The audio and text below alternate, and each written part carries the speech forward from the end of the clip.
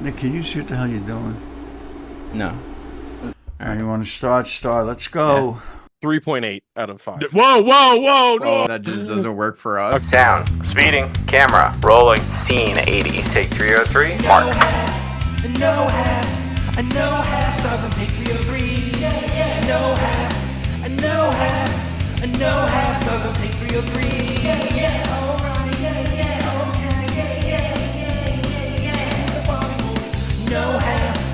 No half, stars on take 303. Welcome to Take 303, powered by 4-Way Media, the podcast where the guy knows a lot about film and his friend. We're talking everything film and television, and today we are talking about Tarot. But first, as you can notice, JP is not with us again this week. He is on a little vacation. But in his absence, we have our special guest from last week again with us. Welcome back to the show, X-Bob. And I'm here because of the high ratings from the last show. Thanks. So today we brought you here to talk about a horror movie this time. We're talking about Tarot, directed by Spencer Cohen and Anna Hallberg. It stars Harriet Slater, Aidan Bradley, Avantika, and Jacob Batalon. Tarot follows a group of teenagers. I believe they're in college. They find a mysterious box filled with tarot cards at an Airbnb. After reading their horoscopes to each other, they end up mysteriously getting killed by a spirit that is awakened from the tarot cards. Wrong. More than one spirit. Different spirit. No, it's one spirit. It was different spirit. One spirit. It said that it was a chameleon that takes over the form of different the cards. Oh, that was different about this? Oh, okay. Right off the bat, very quickly, what were your first thoughts when you first started watching Tarot? It was a horror movie. It was a horror. There we go. The original script, it was named after the novel. This comes from a book called Horoscope, with the horror scope. Get it? Yeah, right. Yeah, it was renamed Tarot to be with the tarot cards. But in all honesty, from first watch, I almost went to the theater for this a couple months ago. That's when it came out. We got to see it on Netflix. But I am so happy that I did not go to the theater to see this one, because it really is just a cookie cutter horror movie. It stitches together a bunch of different other movies that we've seen. Like, we were just naming off movies that it was ripping off blatantly. What movies did you see were ripped off? The hell with the rip-off. Hey, guys. What do you mean the hell with the rip-off? Pay attention to this movie.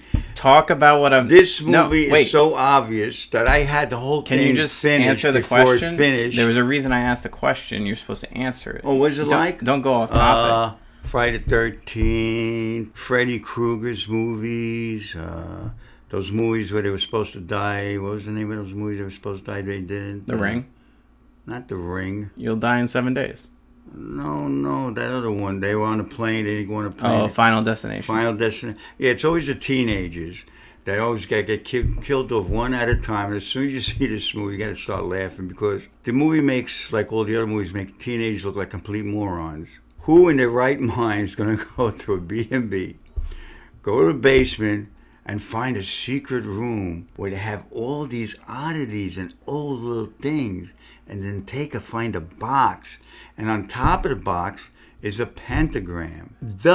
Right there and then you say to yourself, I'm not opening this box, but that would be the end of the movie. So the idiots open it and they start playing with these tarot cards, which don't look right because there's demons on all the cards instead of regular tarot cards, but that doesn't stop them. You know why? We got to make money in this movie, and let's have these kids look at these cards and start getting bumped off one at a time.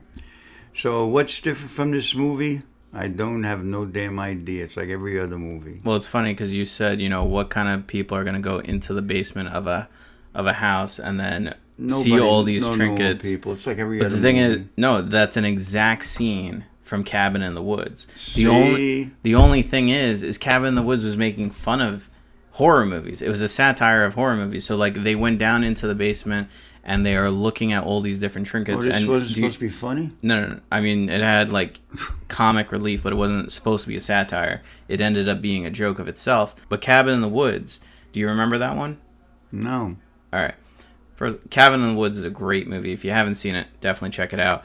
But the whole thing is that, you know, they're being watched by a bunch of other people. That's a Underneath the semi-spoiler. ground, is this the one with the military base? Yeah. Oh, for But God's remember, the whole thing is that when they're in the basement and they see all the trinkets, whichever one they touch, that determines what monster or entity comes after them. So if they grab the one that had like the fish thing on it, the merman comes out. Like it's all these. If they take the little ballerina thing, it's the zombie ballerina. So there were all different trinkets. And the thing is, I'm watching this movie yesterday and I'm like, this looks exactly like that scene, except they're doing it on a serious note. And they're like, oh, they take this tarot box and now all, you know, the spirits from that You know, box it was are also coming like after 13 Ghosts, the remake, 13 Ghosts remake. Remember that? How those ghosts actually started knocking people up? All these movies knocked them up, but they're always teenagers. Horror movies are marketed always towards teenagers because they're the ones that are going to go see it. You know, the R rating is appealing to them. They want to see So they want all to this see stuff. stupid teenagers getting bumped off one at Yeah, a I mean, time. ironically, this movie's PG-13. A lot of the kills you don't even see. They're always cutting away when you think it's about to get gory. Oh, and by the way, you need some night goggles for this because when you're watching this movie, it's so damn dark. You really at one point have no idea what the hell's going on. Yeah, we did black out the windows, and that helped a little bit. But I guess if you're not seeing this in a theater or you're not seeing it at night, I mean, you have a very big knack for watching horror movies at like 2 o'clock in the afternoon. So there is that too. Like a lot of people tend to wait until nighttime because that's when you're gonna see more. Well, I my guess. feeling in Hollywood, if they make a movie that's very dark, there's a reason for it. Because they don't want to show you the background, how bad it is, or something else is wrong. Usually they could be hiding things. How did you feel about the special effects? There were special effects. I mean, all the ghosts, monster things. It's all makeup. Some of it was And all the, makeup and costumes. the but- speedy effect. I mean, that's done so many damn times. Yeah, they're very much relying on jump scares here. I mean, we watched this with Liz, and you know she jumped every time. The bright light comes out. Ooh, or sound. No, the sound. The sound. Ooh. Yeah, the music. yeah. Actually, the music is more frightening than any of the people. Yeah, because they don't really have anything there. Did any of the characters from the tarot cards stand out to you? Like, were any of them like better than the other ones? No, they were lousy actors, except for one guy. No, I'm talking about the monsters. The monsters. Like the ghosts, the apparitions. I think it was one. I think that all the ghosts are one actor that just decided the makeup changes. I don't think that's it. They were playing the same character, but they were definitely different actors. Different actors. Yeah, because some were men and women, but I think the clown one was the most interesting one to me. But they really underused him, and it gets murky in the middle. The magician. The sequence was nice, but I didn't like the character itself. When I first saw the magician, I thought they were doing Abraham Lincoln. Yeah, because the top hat. So, of the actors, a lot of them we didn't know. A lot of them are very young. The two that we did know was the guy from Spider-Man, Jacob, and then Avantika. That was the Indian girl. She is in Mean Girls and a couple other projects that I don't think you would know right now. And this just lowered their class in Hollywood. It's not gonna win them any awards. If anything, I could definitely see Razzies coming out about this. I didn't hear a lot about Tarot when it came out in theaters, and now I think I understand why. It's just not very great at being a competent horror film. It's playing with a lot of cliches. And did any scenes stand out to you? You took a really long nap during this. I kept napping during it. It was so boring. I was falling out. Yeah, we couldn't keep you up. It's like a drug. You can't sleep, just put this on. But it's funny because you missed at least 30 to 40 minutes out of this movie. This movie's And I still know the movie. It's only about 90 minutes. And I knew everything that was going on, even though I was out, because it's the sequence. Who's getting killed? How to get same. Feces. That's in all the other movies. You want to see a good movie? Go see The Dream Master, Freddy Krueger. I think that Dream was Warriors. I think that was number 3. That's number 3, yeah. That's a good movie. They still go into dream world and get killed, but they become superheroes and everything. They take over their bodies in the dream, and they make themselves superior. I mean, Freddy wins, of course, like always, but at least it's exciting. Spoiler. This was boring as hell. See, that's the thing. This very much ripped off Final Destination. I mean, among many other movies. but Final Destination is the biggest one. And I think the difference between this and Final Destination is at least Final Destination was interesting. Like, you also never even see a monster or a ghost in Final Destination. If you remember, it's death is coming after them. So the whole thing is that you can't escape death, and there's always like a whole what's that thing when there's like all moving parts? It's called a something machine, and each part interacts with each other. Yes, me Goldberg machine. Max Goldberg. Yeah, Not a those. machine. It was kind of like Contraption. it was kind of like those, and those were interesting to watch because it was something that happens in the world. My favorite one is Final Destination 3. That was the one with the roller coaster. And what's interesting there, and I think they do it in a couple other ones, one of the characters is able to figure out, oh, you're dying in the order that you were supposed to die in the crash. So they did it in like the roller coaster seats. And the same thing happens here. As they're read their horoscope, they're dying in that order. No, not all. No of one them. really picks it up. No, but not all of them die, and that's what pisses me off. Wait, don't say You think that. you In think case they anyone, die, in case anyone wants to watch the you think movie, they don't die, tell they're them not who doesn't die or, and, or it's one of doesn't. those movies they come back all the time. Yeah, It's like, and that's the oh. thing. So, in Final Destination 3, there's a scene where they're able to skip their place in line where they prevent their own death, but eventually death comes back around and circles back. But that's an interesting dynamic. Nothing here is interesting. It's they go see the old creepy lady, and Yeah, she the old creepy lady that knew all about she this. has the whole backstory. She does a whole 5-minute flashback explaining every single thing about 30 minutes into the movie, very Just early like on. Spoiler alert. But yeah, only about 2 people die, and then she tells everybody exactly what's gonna happen. Like, usually they wait until like the end of the second act to figure that out, right before the climax. But you're giving everybody everything so early on because I don't think anyone cared. They were just like, oh, we're gonna make a movie about tarot cards, that teenagers love this idea of the occult and everything. Like, it plays into all the movies like Ouija and stuff like that. And they're like, oh, we're just going to put this out there. We're going to put a bunch of young faces that people recognize. I imagine teenagers and kids know more about who these actors are than we do. This is probably the first time I watched a horror movie and I felt very old because, like, even with like Talk to Me, I understood the dynamic of the characters and I understood all the references. But this one I felt completely out of the mix because they're just stupid. And they're making really stupid mistakes. Like, the major character, the blonde girl, who knew about tarot cards. She knew horoscopes. I love this. She was a horoscope expert. She's she was a horoscope, and then she also knew tarot cards. Okay, if you know tarot cards, why the hell are you picking these stupid things up that you know don't look right, and they're actually hand painted, and you're playing with them? I mean, that's like a Ouija board. You're playing with Ouija board when people are not supposed to do certain things with Ouija board. You do it anyway.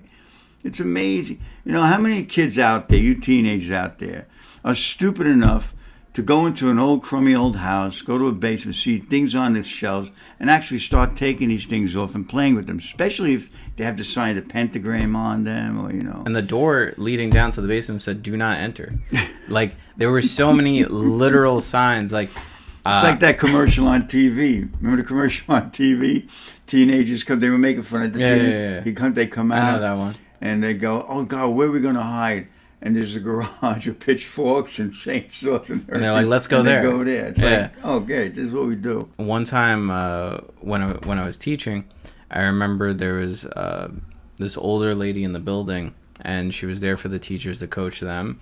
But she was sitting by herself in a classroom, and all the lights were off. And it's just this old white woman with gray hair sitting in a room by herself. And I looked dead into the room, and I'm like, I'm not going in there. I was like, I've seen way too many movies to know that this is never a good idea. There are so many stupid things here. Like, there's this really good movie that came out last year. It's called The Blackening. We watched a little bit of it, but I saw the whole thing. I think it's hysterical and a really good satire of horror movies. I saw it. I think you saw like maybe the opening scene, Yeah, and that's it. it. Oh, that's it. Then I shut it down. No, but okay. it was really good. It's very fast paced, and it's definitely for my generation more than yours, because there's a lot of references you wouldn't get. But the comedy itself, they're making fun of horror movies, and the joke is that all the characters in the movie are black. So, they're like confused about like who's gonna die first and all these like inside jokes about horror films. And the thing, they make a lot of jokes about how, you know, stereotypically white characters in movies often make like the stupidest mistakes of like going into an empty cellar and being like hello and calling out when like any whoever's down there knows where you are. Like that's the thing. They're And making that's fun of horror movies. they're making fun of horror movies. All right, forget that crappy film. You want to see somebody who makes fun out of horror movies? Go see the Scary Movies. That's the name. Those are Scary really good. Movies. Yeah.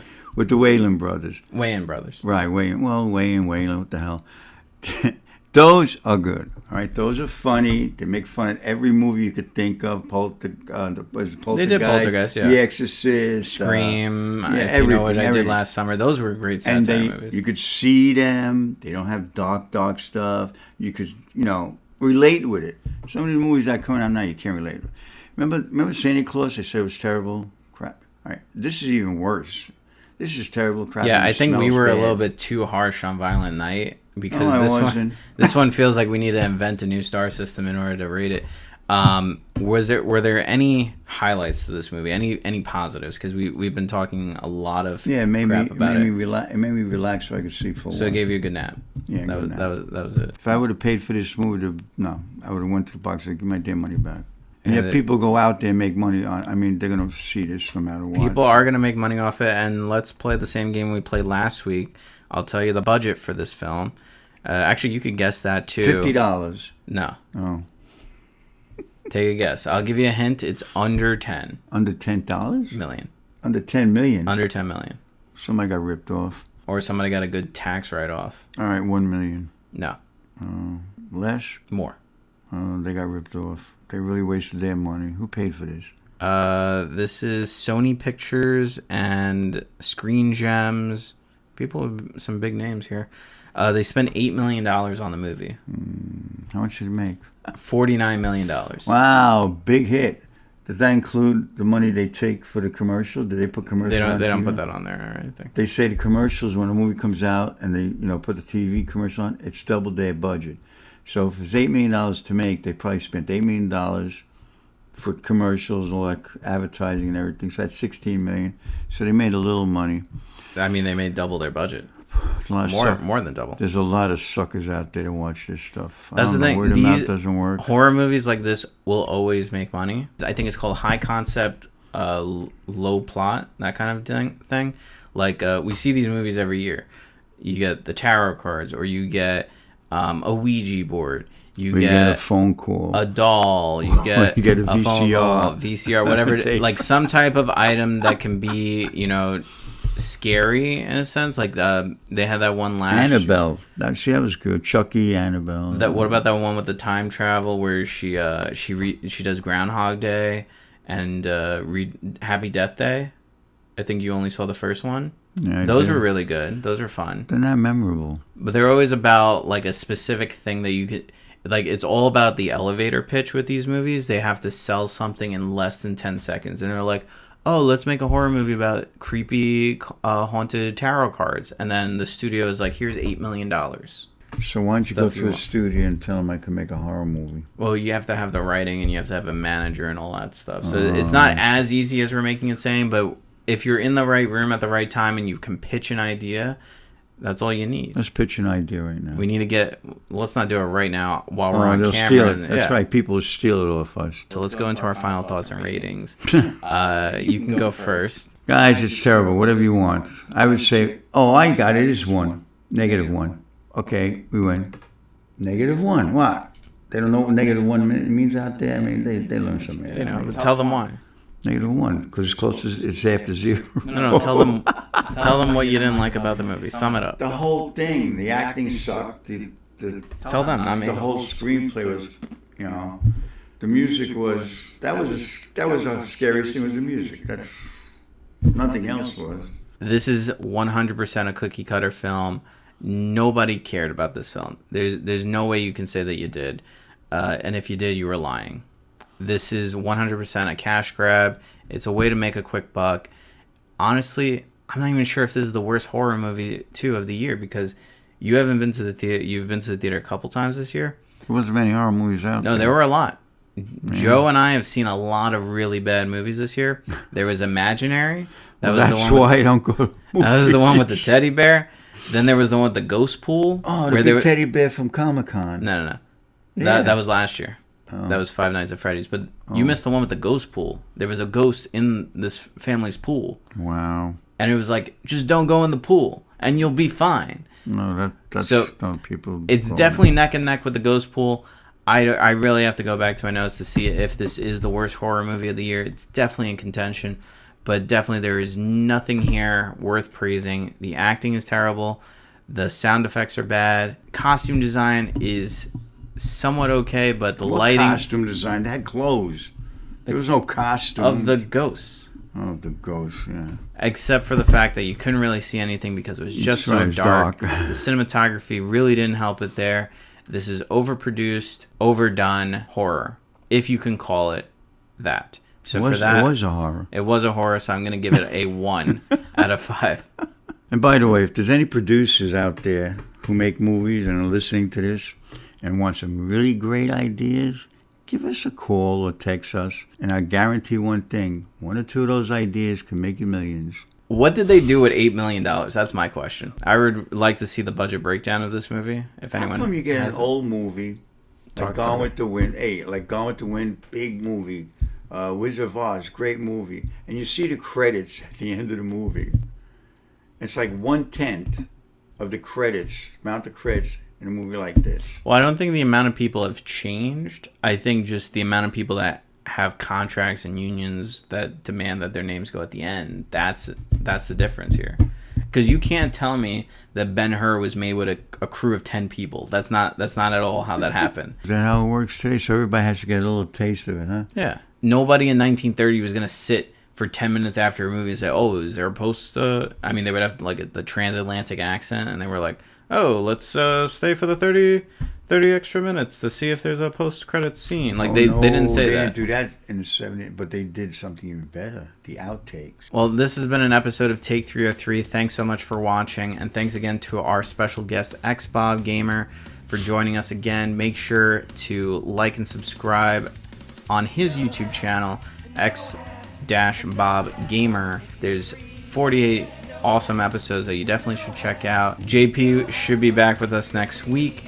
As always, we do a poll and a question at the end of all of our episodes. This poll is, what was the worst horror movie of the year? We're going to have a list of about 7 of them, see what we can fit in there.